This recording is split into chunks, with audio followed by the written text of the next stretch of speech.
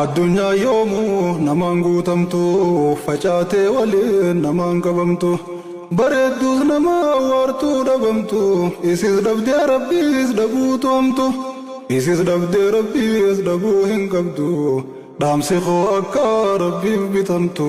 yoo sanarraa bor hin ergaramtu. Addunyaa yoomuu namaan guutamtu facaatee waliin namaan qabamtu bareedduus nama waartuu dhabamtu isis dhabdee rabbiis dhabuutu hamtu isis dhabdee rabbiis dhabuu hin qabdu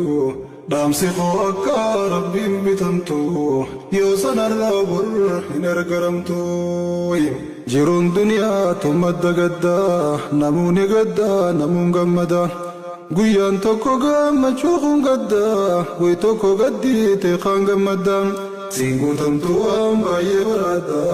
yoo san argattees tan barbaada tarkattee dhiiftee tan dhabdee faadda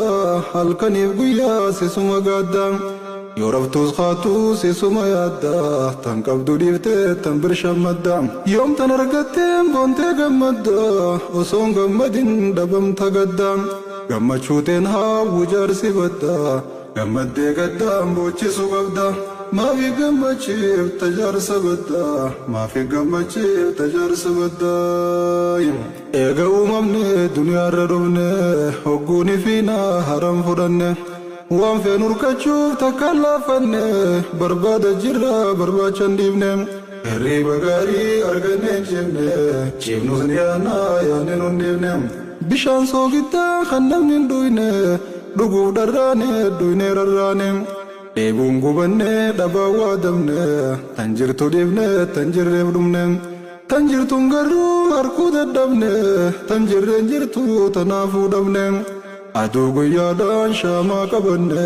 barbaada jirra waan nutti nafne.